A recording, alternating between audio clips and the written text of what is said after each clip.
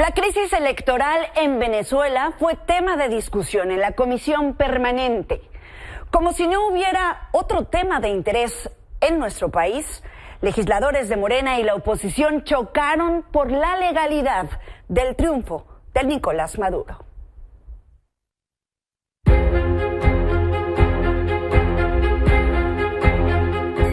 López Obrador debe demostrar de qué lado de la historia quiere estar.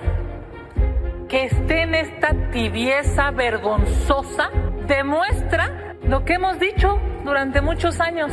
Lo que quiere hacer el régimen de Morena en México es seguir los pasos del dictador de Venezuela. Es una vergüenza histórica que sí han ido por otros políticos a nivel internacional. Ahí está lo que se ha vivido en México y ahora no quieren fijar posición. La oposición es hipócrita por naturaleza. Siempre van a llamar dictadura a todo régimen que privilegie los derechos del pueblo. Esas van a ser dictaduras siempre, según la oposición mexicana y la derecha del mundo. Y van a llamar democracia a todo aquel gobierno que privilegie a las oligarquías. Lo que quieren ahora es que López Obrador y Claudia Sheinbaum hagan lo mismo que ellos, como si fueran de la derecha. Pues eso no va a pasar. Tener una participación en un proceso que tendría que ser democrático como el de Venezuela no implica que como mexicanos, como país, tengamos que intervenir en su democracia. Los venezolanos salieron a votar, pero sí valdría la pena una manifestación clara y de respeto del pueblo mexicano desde el Poder Ejecutivo, que con firmeza se respete la democracia. Fíjense, un milagro de la Cuarta Transformación. El PRI, que por décadas hizo fraude electoral, ahora es demócrata. ¡Qué dulzura! Vienen a pedir, con esa alma democrática que tienen, que en Venezuela se haga el recuento. No tienen vergüenza, no tienen moral, no tienen principios, son unos farsantes. ¿Cuándo le ha importado a esta oposición farsante o al gobierno de Estados Unidos la democracia en Arabia Saudita? Pandilla de vendepatrias es lo que son.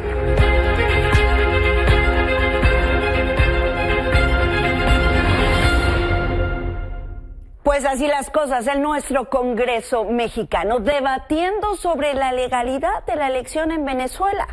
Pero en la mañanera también se tocó el tema. El presidente López Obrador aseguró que no existen pruebas de fraude en la elección que le dio el triunfo a Nicolás Maduro. Es más, adelantó que México no participaría en la reunión de la OEA que hoy discutió la crisis electoral en aquel país. Yo tengo la información que Alicia Bárcena, la secretaria de Relaciones Exteriores, no va a participar en la reunión de la OEA. No estamos de acuerdo con la actitud de parcialidad de la OEA. La presidenta electa Claudia Sheinbaum también dijo que es necesario transparentar los resultados de la elección allá en Venezuela. Sabemos la autoridad electoral, creo que se llama Consejo Nacional Electoral en Venezuela, dio un resultado que da el triunfo al presidente Maduro, y es importante, como lo planteamos en su momento en el 2006, pues que se dé a conocer, que se transparente este resultado para que no haya lugar a confusión. Y como ya lo adelantaba el presidente, sin la participación de México y con la abstención de Brasil y Colombia, esta tarde el Consejo Permanente de la Organización de los Estados Americanos, la OEA, rechazó la resolución que exigía a las autoridades de Venezuela publicar de inmediato las actas de las elecciones del domingo pasado y garantizar la seguridad del personal diplomático en ese país. Durante la reunión, algunos representantes condenaron el actuar de Nicolás Maduro. Proscripción y persecución de opositores políticos, el rechazo de la presencia de veedores o prensa extranjera, trabas impuestas a sus propios connacionales para ejercer el derecho a voto en el exterior. Ha habido un incumplimiento de los acuerdos políticos suscritos, como el acuerdo de Barbados, que es muy reciente. ¿Todo esto ha sido preámbulo de un fraude?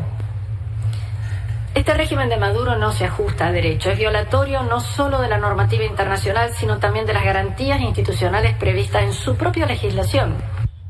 Todos aquí presentes, ausentes y los que se han abstenido votaron a favor de la Carta Democrática, instrumento justamente preparado, pensado para abortar los regímenes que se quieren perpetuar en el poder y en este caso abusar de la brutalidad de la fuerza, persiguiendo, encarcelando, matando, amenazando, expulsando y demás. Si algunos voceros aislados de nuestros hemisferios hablaban de la decadencia del organismo de la OEA, es el momento de decir que tenemos que luchar por su buena salud. En nombre de mi gobierno, del presidente Mulino, de todos los ciudadanos de Panamá, pregunto a los aquí presentes, ¿cuáles serían las consecuencias en caso de que la comunidad internacional admita el precedente que se inició el 28 de julio en Caracas a última hora de la jornada electoral?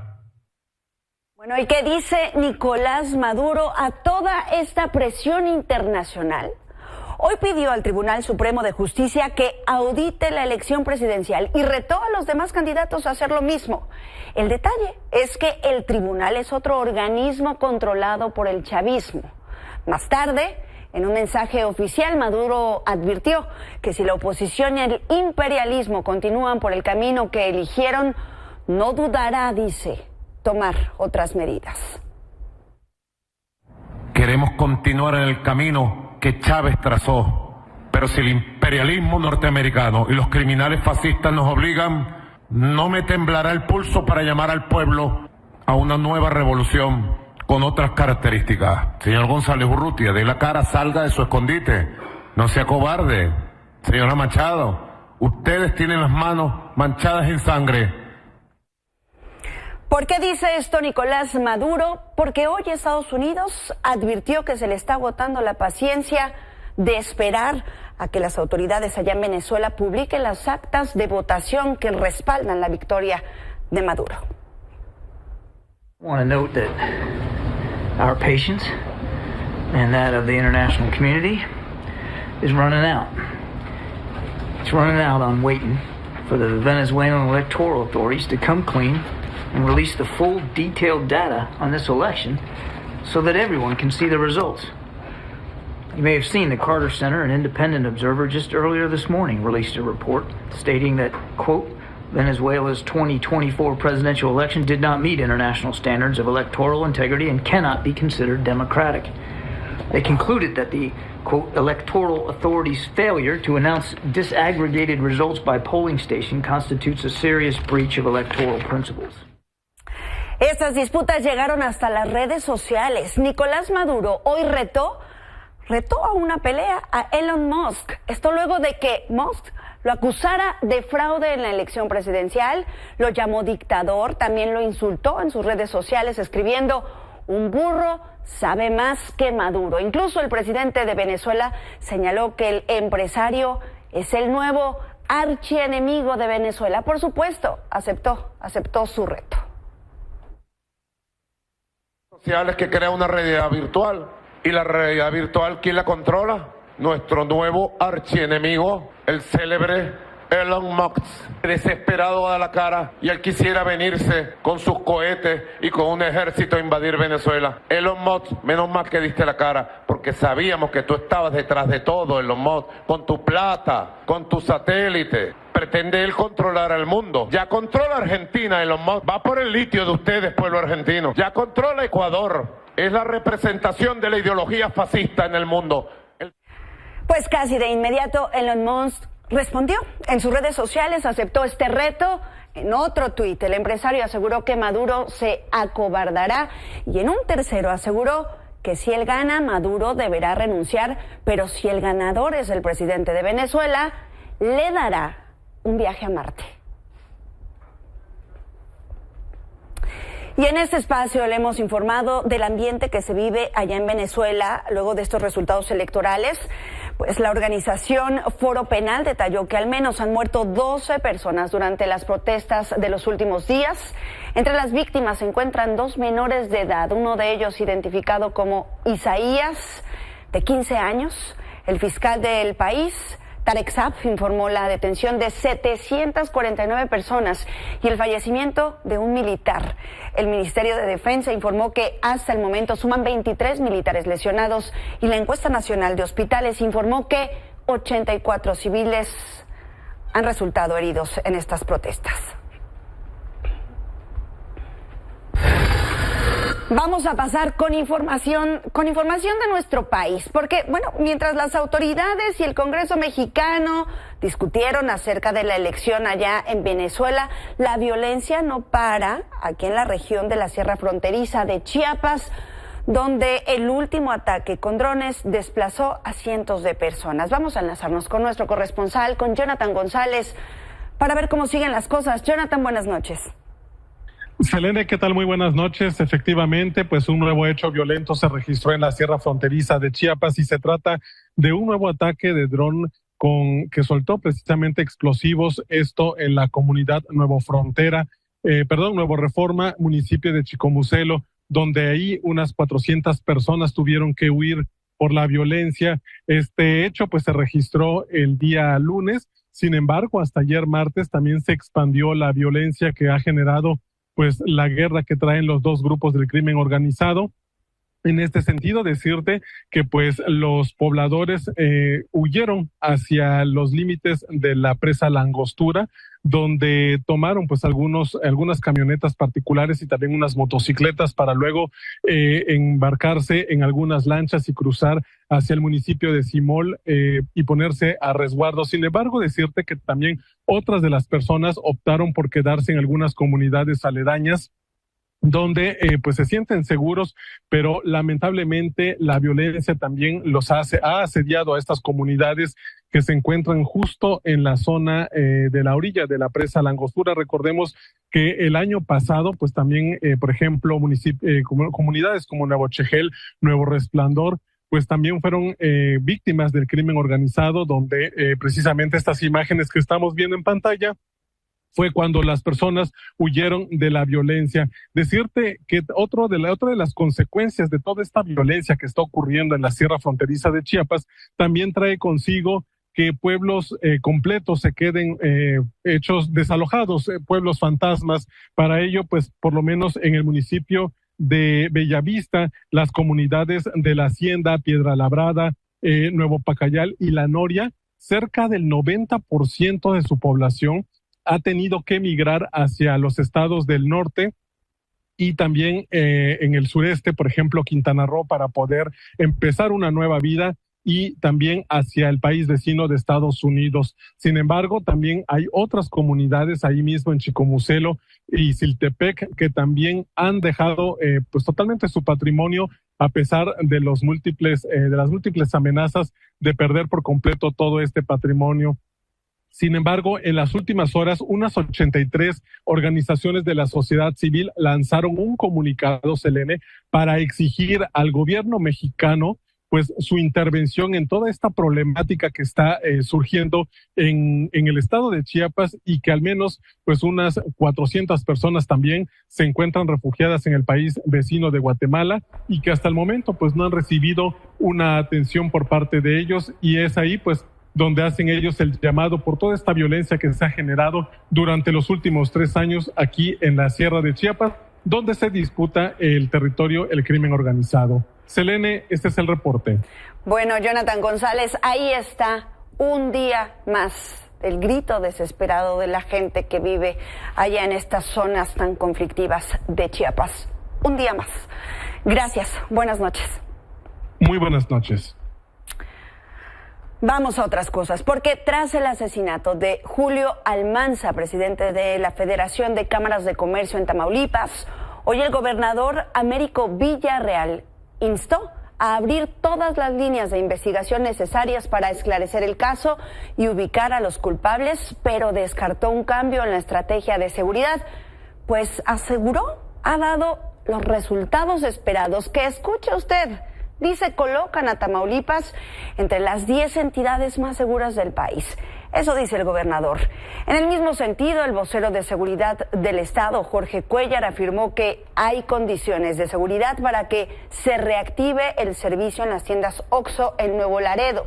También dijo que si hay una denuncia por un delito contra las tiendas OXXO, pero dice que no se trata de extorsión. Instrucciones precisas para que se investigue y se llegue a las últimas consecuencias y se haga justicia. Es muy lamentable, repito, pero se está trabajando ya la Fiscalía de Justicia del Estado y demás dependencias de manera coadyuvante para realizar las investigaciones y dar resultados que enlutan no solamente a una familia, sino a un gremio y a una sociedad. Y como Estado nos afectan también en todos los sentidos. Afecta mucho en la percepción. Decirle a la gente que tienen que denunciar, que para nosotros es muy importante tener esa denuncia para poder dar seguimiento y obrar en consecuencia. Bueno, el presidente López Obrador lamentó este crimen y reveló una serie de acuerdos entre autoridades federales, estatales y FEMSA que alcanzaron en una reunión para frenar las extorsiones a los OXXOs de Nuevo Laredo, aunque ya dijeron las autoridades allá que no se trata de extorsiones. El presidente detalló que se acordó colocar botones de pánico y cámaras externas en sus tiendas con el objetivo de identificar a los presuntos implicados en las amenazas, crear un comité de empresas que será atendido cada 15 días hasta restablecer las formas de trabajo que se tenían antes, además de patrullajes de acercamiento a los diversos establecimientos involucrados en cada reunión. El vocero de Tamaulipas también habló de un refuerzo en la seguridad. Algunas acciones, llegaron fuerzas especiales de la Sedena, 100 elementos de fuerzas especiales para reforzar la seguridad. También que hay un mayor despliegue de la Guardia Estatal, tenemos el apoyo de la Guardia Nacional en las carreteras y además se acordó reforzar la parte de la tecnología. Esperamos que muy pronto ya puedan reabrir. Esto desde luego es una decisión exclusiva del corporativo de estas tiendas de conveniencia. Bueno, y como lo adelantaban las autoridades, la decisión de reabrir las tiendas OXXO solo es de FEMSA. Y esta tarde, a horas de cumplirse una semana de que cerraron sus sucursales allá en Nuevo Laredo, informaron que no hay planes de regresar hasta que existan condiciones de seguridad para hacerlo. Sobre el incidente que motivó el cierre, FEMSA solo ha informado que fue por hechos violentos en la zona que afectaron la integridad de sus colaboradores.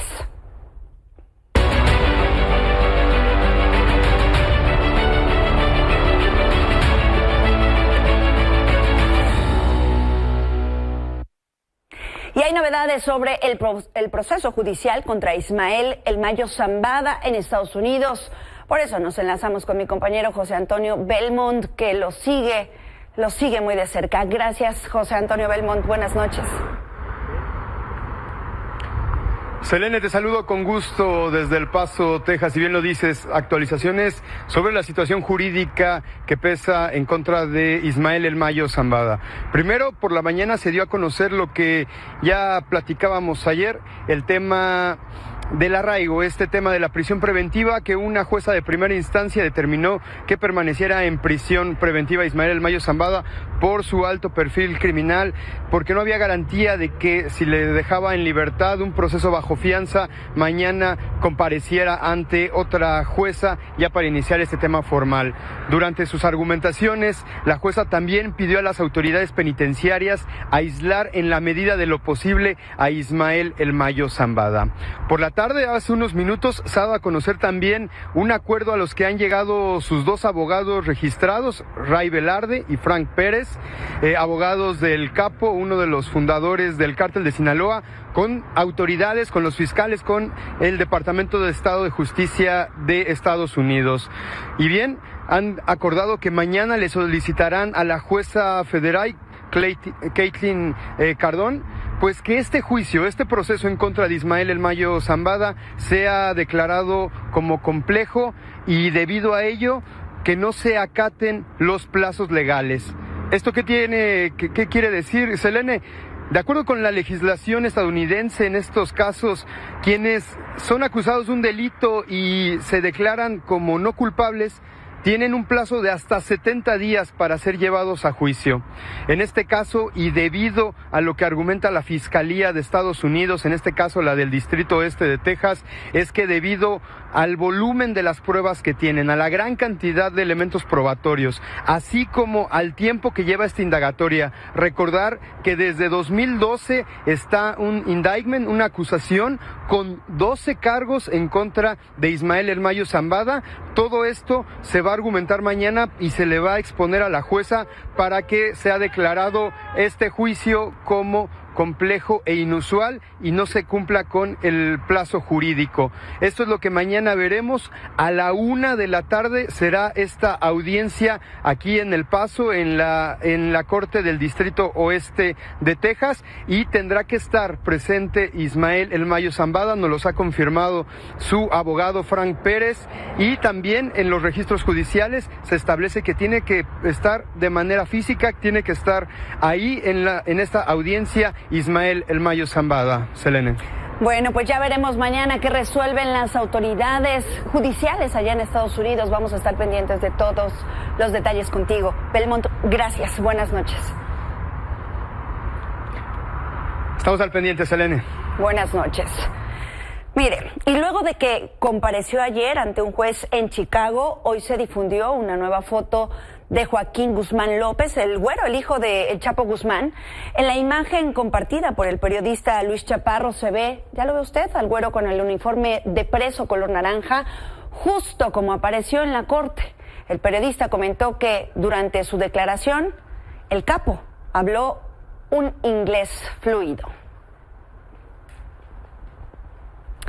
Y en la tierra de estos dos capos, en Sinaloa, volvieron a vandalizar la tumba de los Dámaso, pese a los rondines policiales, pese al operativo que se instaló alrededor de este mausoleo. Vamos a enlazarnos con nuestro corresponsal Manuel Aceves. Buenas noches, Manuel. Buenas noches, efectivamente, Selene, a pesar de la vigilancia policial diurna en El Dorado, los actos vandálicos han persistido en el panteón municipal, donde sujetos desconocidos volvieron a ingresar durante la noche para destruir la capilla de los Dámaso. En un video reciente difundido este miércoles en las redes sociales, se puede ver los restos casi en ruinas de la estructura que hasta hace poco albergaba los restos de Dámaso López García, padre de Dámaso López Núñez, el licenciado, así como los de su cuñado y otro familiar, presuntamente su hermano. Lo que queda en el lugar son la estructura, escombros esparcidos y varillas expuestas. La Fiscalía General del Estado ha iniciado ya una investigación sobre estos actos, pero aún no se ha identificado a los responsables, a pesar de los esfuerzos por mantener la seguridad, pues las incursiones ocurren durante la madrugada, aparentemente cuando el panteón queda vulnerable. Es la situación y pues a todos sorprende esto que está ocurriendo en ese punto, Selene. Es el reporte desde Sinaloa. Manuel, no se sabe todavía qué utilizaron. Eso parece zona de guerra, como quedó este mausoleo. Ya vemos ahí las imágenes a su derecha de cómo estaba antes de estos ataques, cómo está ahora la parte de la izquierda de su pantalla. Es pues impresionante. Y también, primero saber si saben qué tipo de armas pudieron haber utilizado y si se vincula o no aún con pues la captura de estos dos capos, Manuel. Hasta el momento hay silencio al respecto, no se sabe nada y pues tampoco se ha dicho pues una línea clara de investigación al respecto. No se conoce quién pudiera estar detrás de estos hechos y tampoco si pudieran ser uno o varias personas, Selene. Bueno, pues estaremos pendientes a ver qué dicen las autoridades. Ahí están las imágenes. Gracias por tu reporte, Manuel Aceves. Gracias, buenas noches.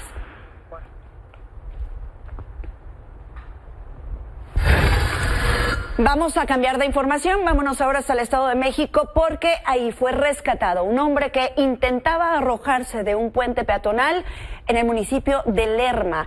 Esto ocurrió la mañana de este miércoles cuando policías municipales se percataron de la presencia de un hombre que amenazaba con lanzarse a la zona vehicular.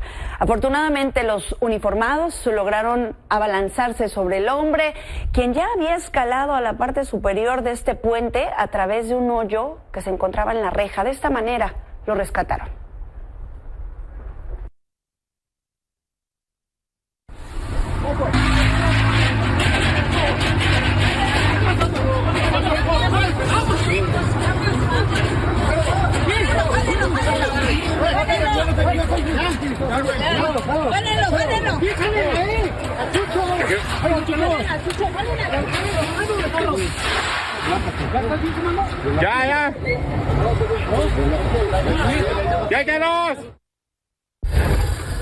Y hay más información. Ponga atención porque continúa el aumento de casos de COVID-19 en México. Hoy autoridades sanitarias informaron que en lo que va de 2024 se han reportado más de 110,000 casos sospechosos de enfermedades respiratorias agudas, graves como la influenza. De estas, se confirmaron 10,217 casos de COVID a través de pruebas de laboratorios y de estos, un total de 411 personas han fallecido a consecuencia de esta enfermedad. La Ciudad de México es la mayor con 63 casos y se concentra la mayor carga de mortalidad durante este 2024, de acuerdo con el Sistema de Vigilancia Epidemiológica de Enfermedad Respiratoria Viral. Oiga, y no suelte su paraguas porque este miércoles se formó ya la tormenta tropical Carlota, esto frente a las costas de Nayarit, también está en Jalisco, está sobre Colima y sobre Michoacán.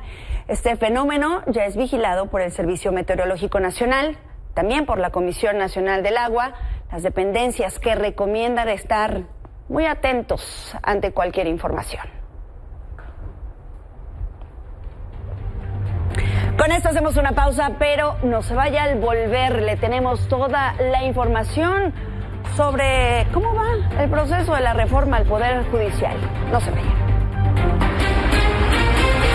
Qué bueno que continúa con nosotros. Vamos a temas del Poder Judicial. El presidente López Obrador sugirió que los integrantes del Poder Judicial paguen con recursos de los fideicomisos la elección de jueces, de magistrados y ministros. Recordemos que ayer la presidenta del INE dijo que el costo de esta sería igual al de la elección presidencial de este año. Le voy a dar el remedio y el trapito que aporte el Poder Judicial la mitad de lo que tienen guardado en los fideicomisos y con eso alcanza. Y que ellos ayuden, si es una reforma para que mejore el Poder Judicial. Tienen 20,000 millones de pesos guardados, para que no usen eso de pretexto, ¿no? De excusa de que ¿cuánto va a costar? Según la presidenta del INE, lo que costó la elección presidencial. Y la ex candidata presidencial Xochitl Gálvez alertó justamente sobre el riesgo de la reforma al Poder Judicial para los inversionistas. Ese dinero es de jubilaciones de empleados que ya trabajaron. No hay manera de quedarse con ese dinero. Entonces no hay dinero y no va a haber dinero, y es una reforma que lo único que va a causar es temor a los inversionistas. El caso de Tesla no se ha analizado, pero mucho tiene que ver con la poca confianza que hay en el país. El presidente es un hombre de ocurrencias. Este país ya no puede estar en manos de ocurrencias. Yo tengo confianza que la próxima presidenta virtualmente electa, Claudia Sheinbaum, que es una científica, escucha a los expertos. Y la presidenta del INE es una especialista en elecciones. Y si le está diciendo que es inviable, la escucha. Y a 2 días de la reunión del presidente con padres de los 43 normalistas de Ayotzinapa, la Segov anunció una nueva jornada de búsqueda en el municipio de Iguala. El subsecretario de Derechos Humanos, Arturo Medina, anunció que en esta jornada participarán la Fiscalía General de la República y la Sedena. Detalló que también están invitados los padres de los 43 y la Comisión Nacional de Derechos Humanos. Todo esto a menos de 2 meses de que se cumplan 10 años de su desaparición. Y hablemos de negocios porque aunque el impacto del huracán Otis todavía se siente en Acapulco, el sector hotelero dice que avanza con paso firme a su recuperación. Ana Cari Martínez, tú tienes los detalles. Buenas noches. Muy buenas noches, Selene, te saludo con mucho gusto y sí, de nuevo con noticias positivas, porque la Secretaría de Turismo de Guerrero dio a conocer que después del impacto que generó Otis en Acapulco, cuando se dio el impacto en octubre de 2023, a la fecha se han recuperado 221 hoteles en el puerto guerrerense. Esto representa un avance de 78% en la rehabilitación total de estos inmuebles. El titular de la Secretaría de Turismo de la entidad, Simón Quiñones Orozco, detalló que la infraestructura hotelera de Acapulco suma 281 inmuebles, por lo que aún hay mucho trabajo por hacer para completar plenamente esta rehabilitación. Actualmente Acapulco tiene una oferta de 10.800 habitaciones, mismas que irán aumentando conforme avancen las obras para la recuperación de los hoteles en el puerto. Además, como muchos de estos 221 hoteles fueron recuperados y modernizados en su totalidad, algunos pasaron de 3 a 4 estrellas, incluso algunos dieron el brinco hasta las 5 estrellas, por lo que la dependencia solicitó a la Secretaría de Turismo Estatal una reclasificación de los hoteles de Acapulco con la intención de reflejar estos cambios y que se dé un giro en el sector y lograr una recuperación plena. Sin embargo, Selene, la recuperación no para ahí, pues también ha crecido la conectividad aérea de Acapulco con vuelos hacia Ciudad de México, Tijuana, Monterrey y Guadalajara, y además en los próximos meses llegarán vuelos desde Dallas en Estados Unidos y también de Montreal y Toronto en Canadá. Sobre este tema, el secretario Miguel Torruco destacó que en los próximos meses llegarán diferentes eventos que ayudarán a impulsar el sector, que son de entretenimiento y también deportivos. Entre ellos destaca la competencia de automovilismo NASCAR, para lo cual ya se encuentran en las negociaciones para la compra de un terreno de 100 hectáreas donde se podrá construir el autódromo para albergar este evento deportivo. Además, Juan Antonio Hernández, presidente de Grupo Autofin y Mundo Imperial, adelantó que para este proyecto también se prevé la edificación de residencias y diferentes pistas de carreras para los autos profesionales, para go-karts y también para motocicletas, por lo que sí, el sector en Acapulco, hotelero, turístico y en general, van con todo por esta recuperación. Muy bien, mi Ana Cari, esto a 9 meses del impacto de Otis allá en Acapulco. Gracias, muy buenas noches. Muy buenas noches, Elena, seguimos al pendiente. Con esto hacemos una nueva pausa, pero no se vaya. Al regresar, todos los detalles del asesinato del líder político de Hamás. Con eso regresamos.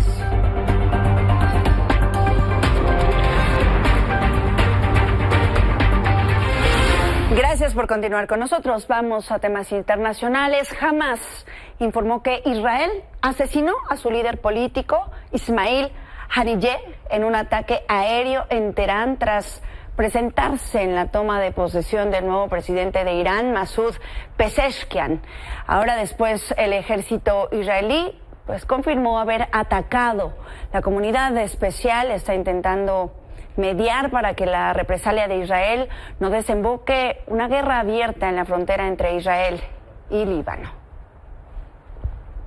El primer ministro de Israel, Benjamin Netanyahu, ya reaccionó ante el asesinato del líder de Hamás y esto fue lo que dijo.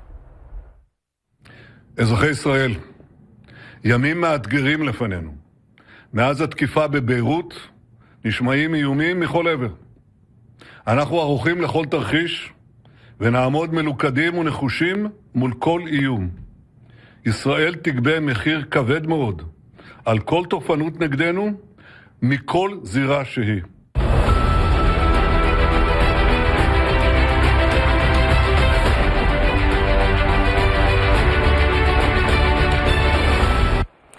Y tras el atentado que vivió el candidato a la presidencia de Estados Unidos, Donald Trump, el pasado 13 de julio, hoy acudió por primera vez a Pensilvania, el lugar en el que se llevó a cabo este ataque. Frente a cientos de simpatizantes, el republicano agradeció a Corey, el bombero que perdió la vida en el ataque, salvando la de su familia. Además, lo calificó como el héroe de Pensilvania y pidió a los asistentes guardar un minuto de silencio por la memoria del bombero. Por cierto, en este mismo evento aceptó el reto de Kamala Harris para debatir punto por punto su proyecto de nación. Y la vicepresidenta de Estados Unidos, quien quiere ser, por supuesto, la candidata demócrata Kamala Harris, se enfrenta ya a nuevos ataques por parte del Partido Republicano tras definirla como una zar de la frontera. Ayer la demócrata contraatacó a las polémicas declaraciones y dijo que durante su gestión persiguió a cárteles de la droga, a traficantes de personas y además recorrió túneles subterráneos en la frontera de México y Estados Unidos, teniendo éxito en todos los casos. Estas declaraciones mostraron un esfuerzo intenso, pues, por refutar los ataques de Donald Trump. Hacemos una última pausa, pero no se vaya porque ya viene Minelli Ataide. Tiene toda la información de los deportes, todo lo que está pasando en París. También viene Ivette Salgado con lo mejor del entretenimiento.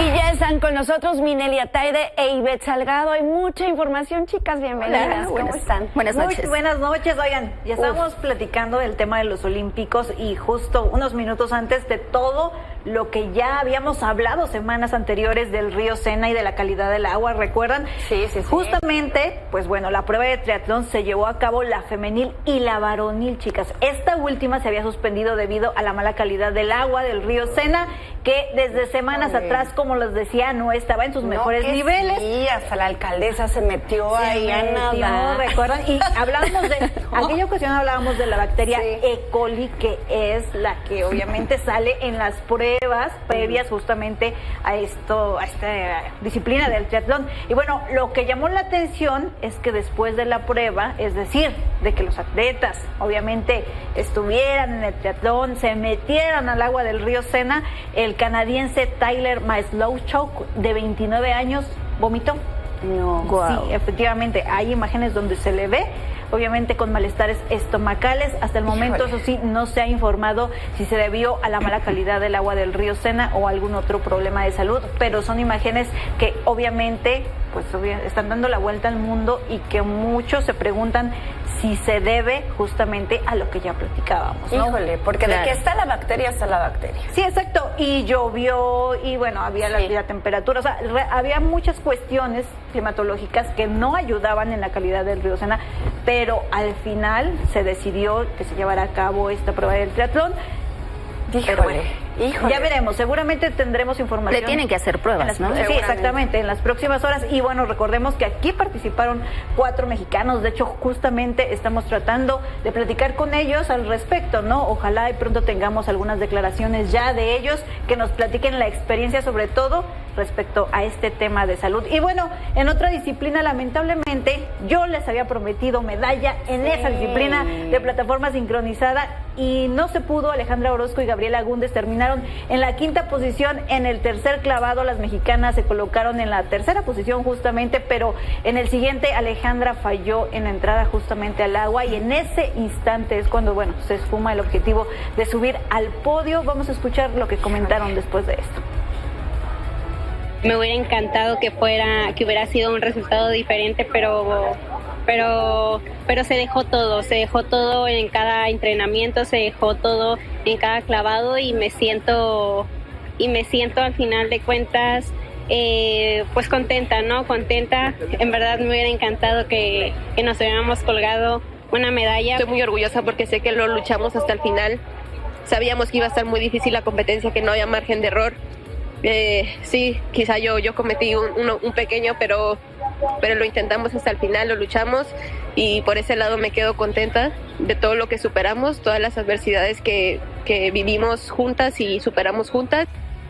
Ya lo mencionaba Ale, ¿no? O sea, ella admite que se equivocó y bueno, obviamente el sentimiento, esta dupla en Tokio 2020 consiguió el bronce, ¿no? Y por supuesto se esperaba un mejor resultado, claro, justamente. Son detalles que bueno, a veces se fallan, ¿no? Y que al final pues sí afectan ya en el momento de la calificación, pero bueno, Ale, estos eran sus últimos Juegos Olímpicos, aún van en individual, entonces veremos qué es lo que pasa con ellas. Y bueno, sí, vamos a pasar a otra disciplina porque hubo boxeo también y bueno, el mexicano Marco Verde pasó la primera ronda bye y en octavos de final se impuso a Thiago Muxanga de Mozambique y con ello ya clasificó exacto a la siguiente ronda, por lo que ahí sí está un pasito de conseguir medalla, ojalá y se dé para Marco. La verdad, hemos tenido su historia también en todas las plataformas de la afición y realmente pues ha sido exigido, realmente se ha esforzado estos 4 años para llegar hasta donde está y bueno, está un pasito, como les decía, de esa presea. Y rápidamente, los medallistas de tenis de mesa de China, Corea del Norte y Corea del Sur, chicas, se tomaron la selfie después de recibir sus medallas, pese a todas las tensiones políticas que hay obviamente con estos países. La verdad es que representan ahí sí los valores del olimpismo en esta selfie que ellos se tomaron. Así con esta postal, por supuesto, despedimos esta sección de Juegos Olímpicos. Oye, y te preguntaría, ¿qué es lo que sigue?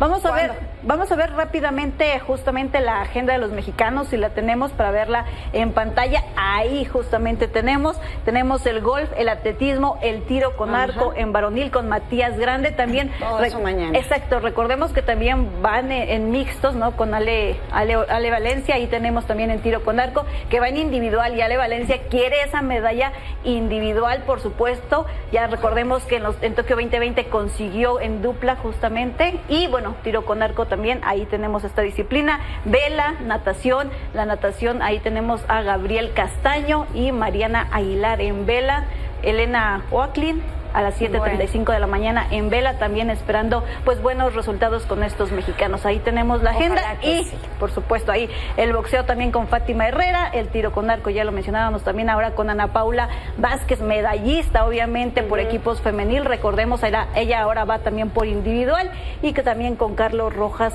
en tiro con arco varonil. Así la agenda de los mexicanos. Bueno, veremos qué más se puede conseguir para verlos y ahí vale la pena, ponen los santos y las veladoras ahí para que nos den vale la pena medallas. realmente. Bueno, gracias, Mini. Gracias. ¿Qué tenemos? Oigan, hay información de series que podemos ver ya a partir de los próximos días. Quiero hablarles en particular de The Umbrella Academy porque ya va a llegar al final de su etapa.